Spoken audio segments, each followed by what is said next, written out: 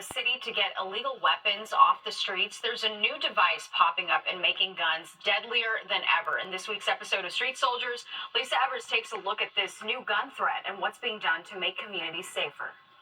Recent high-profile shootings make it hard to believe, but overall gun violence is trending down in New York City and New York State. Despite that, law enforcement and community leaders say this is not the time to let down their guard. That's because there's a new gun threat emerging that's cheap, deadly, and can be made in anyone's home. ATF Special Agent in Charge John DeVito demonstrates firing a 9mm handgun. He says conversion devices that cost under $10 and bought online can transform an already dangerous semi-automatic into a machine gun that sounds like this. Commonly see these as offered for sale as vehicle parts, other gun parts.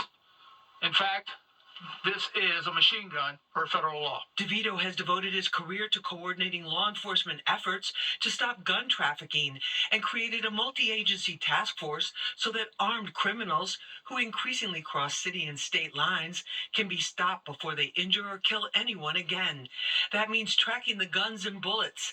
It's a task more challenging with the increasing use of ghost guns that do not have serial numbers. We addressed this when we first observed this threat emerging within the criminal element. So what we did is we put investigative steps in place so that we could be better adaptive to address these new issues.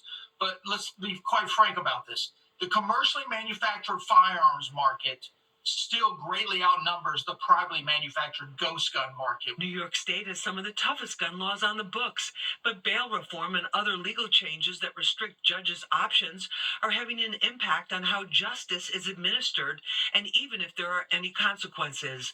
Laws that may have been made with good intentions don't always produce the intended results, says law professor and criminal defense attorney Dante Mills. I don't think they are effective. I think when you have very strict laws with no give one way or the other, I don't think you can be effective. It has to be pinpointed.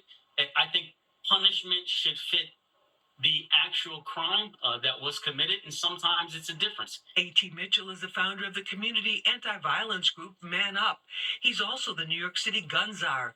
He says there's no question there are fewer shootings and murders than in the past in New York City, but that doesn't minimize other disturbing trends. The shooters are younger and can more easily get their hands on guns. We have to begin to address and attack and go in to reach the youngest of our population. I'm talking about as early as elementary school. There's a lot more that goes into making our community safe, especially for our children.